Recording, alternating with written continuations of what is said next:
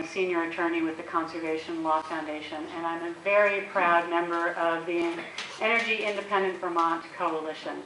I am an attorney, and I am also a tree hugger, and I'm probably equal parts tree hugger, equal parts attorney, and equal parts working for justice, because frankly, environmental and justice issues coincide. They go hand in hand. It's what gets me out of bed every day in the morning to do the work that I do. So I thank all of you for your work in that and for our work together. And I know that together there's probably nothing we can't accomplish. So thank you. And I'll talk a little bit for a few minutes about the Energy Independent Vermont campaign and the effort to put a price on carbon in Vermont with a focus on the issues, the impacts, and the opportunities for low-income and working families in Vermont. So who we are. We are a growing coalition of diverse groups, businesses, concerned citizens. Here's a rough list of many of them, but as I said, we are growing. And I think that's what makes this effort really so exciting. Just to make sure that we're all on the same page, briefly talk about one of the biggest drivers of climate change. Certainly the Earth's atmosphere is made up of many gases, including carbon dioxide that trap heat, that trap the sun's heat that come in. As we put more carbon dioxide into the air from burning fossil fuels, we increase the heat trapping gases that are there, and we increase the heat that's in the atmosphere. And certainly the implications are huge everywhere. The Union of Concerned Scientists recently noted that Vermont will feel like the climate of Tennessee by the end of the century if we don't take action to address this now. So what we're looking to do is to hold polluters accountable. It's a step together with divestment and with increasing renewable energy and with other actions, other policy actions we're taking in Vermont and throughout the region. If we look in Vermont, certainly when Tropical Storm Irene hit, there were some places that were 12 feet underwater. And it cost Vermont $1 billion to clean up and come out of that. Meantime, ExxonMobil had annual profits of $41 to $44 billion in that time frame. Is that per year? In those 2 years. When we look at the economic cost of relying on fossil fuels, we see that 607 million gallons of fossil fuels equates to about $2 billion, and that's in Vermont. Of that, 1.6 billion goes out of state. There's probably nothing we could do that would ship more money out of state than to continue to spend it on fossil fuels. We've got great goals in Vermont and a lot of action to get there. We've got a 90% renewable energy by 2050, and as of 2015, we're about 16% of the way there. We have a 95% reduction in greenhouse gases goal from the 1990 levels, and in 2014, we were about even with 1990 levels. So clearly, continuing doing what we have been doing is not going to get us to the lofty goals that we've set for ourselves and that we really need to do in order to tackle climate change.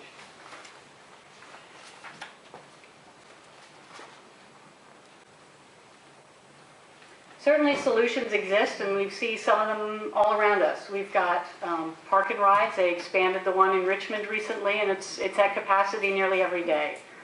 Solar panels on rooftops. You can't go anywhere in Vermont. And I've had many visitors coming to see us, and they say, wow, you've got so many solar panels around here. It's great. It's great to see the commitment that Vermont has made to renewable energy.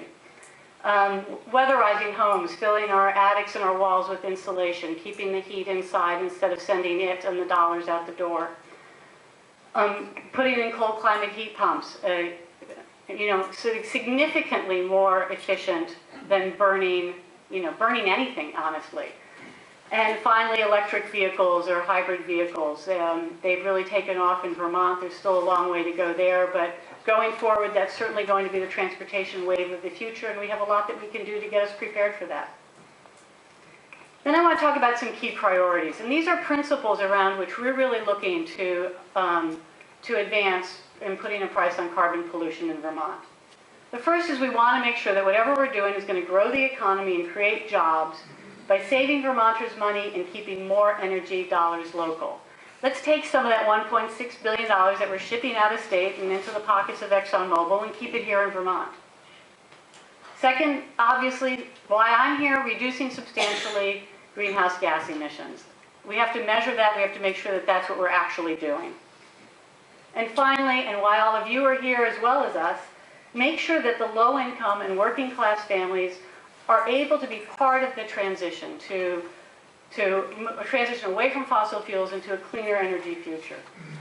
So around those principles, I want to talk a little bit about some of the benefits.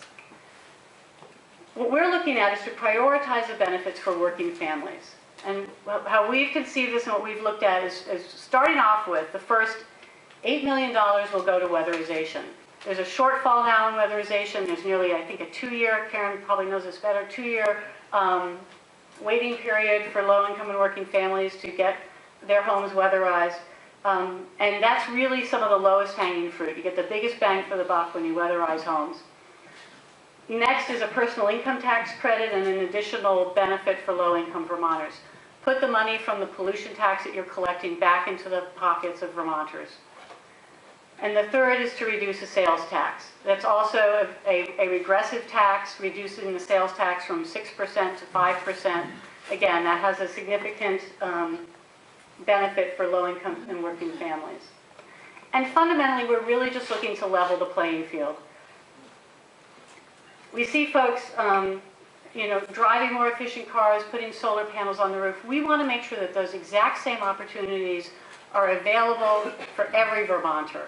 When we go around and we talk to Vermonters, low-income Vermonters want very much to be part of this transition away from fossil fuels.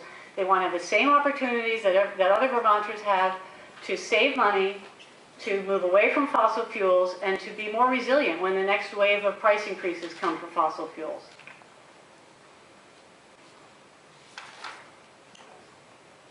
To analyze this, what we did is we went to the same analysts who analyze the economic impacts of policies for the state of Vermont.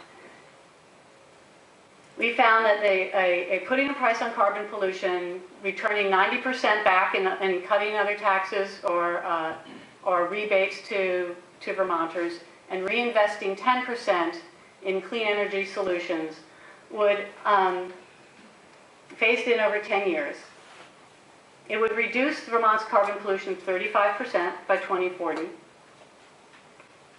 It would increase the gross state products by $100 million by 2040. And it would add 2,400 new jobs to the state economy.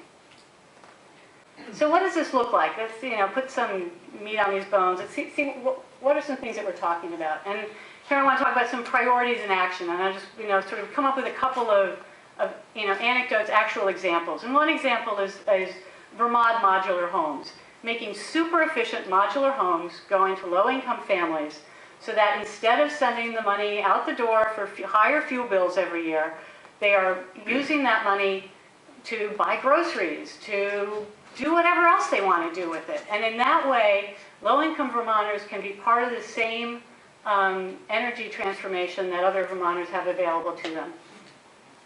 And the savings from those are really significant. So, one priority would be putting more Vermonters into Vermont modular homes. Another example of priorities in action, Lamoille Valley Ford. Who would have thought that Lamoille Valley Ford in Hardwick is like the number 2 Ford dealership in the country in 2013 for hybrid vehicles? That's not, those aren't Teslas that they're selling, they're Fords. And they're selling them to people who have, significantly long commutes. And they found that they really value, not paying as much money for gas, having a nicer, zippier car to drive around in, and figure out how to move that forward. So we know that if we can create the incentives to allow people to have these opportunities, people will take them. Principles in action, fairness, it's one that is obviously super important to me. It costs us, basically $120 to put a ton of garbage into a landfill, but you can put a ton of CO2 into the air for free. What's the fairness in that? This is probably going to be really hard to see, and I apologize for that. But we did, okay, ground truth this. We know sort of the macroeconomic levels, but what does it mean for some average Vermonters? We looked at a few scenarios. This is an example of a senior low-income couple. They maybe don't drive very much. What is, year one, what would they be paying out, and what would they be getting back? Year 10, what would they be paying out, and what would they be getting back? Turns out in year one, they would have an overall reduction of about $82, and in year 10, they would have an overall reduction in $721. To clarify, that's savings, is that right? Yes. Okay. Reduction from What's your current cost of oil in costs. 1 ounces? What's your cost of oil on those figures? Yep. I don't have that in my head. I'm really bad at remembering numbers in my head. In that figure, the cost of oil was $1.02 a gallon, and the assumptions were, you see, I took those things out of this slide in order not to put so many words and numbers on here. $1.02 for oil, and the tax would be 88 cents for gas and $100 a ton for carbon. And this couple would be using 900 gallons of heating oil. Gasoline, they would drive 9,000 miles at 30 miles a gallon. That would equate to roughly 3,800 gallons of gas. Can we try to hold questions until all 4 speakers have gone? Sorry. A similar scenario for lower income, to have a car and a truck, and there's plenty of driving, but the one change that they've made is they've put weatherization improvements into their home during this course of this 10 years. And the scenario there shows that in year 1, they have a $1 overall increase in cost, and by year 10, they have a $907 savings.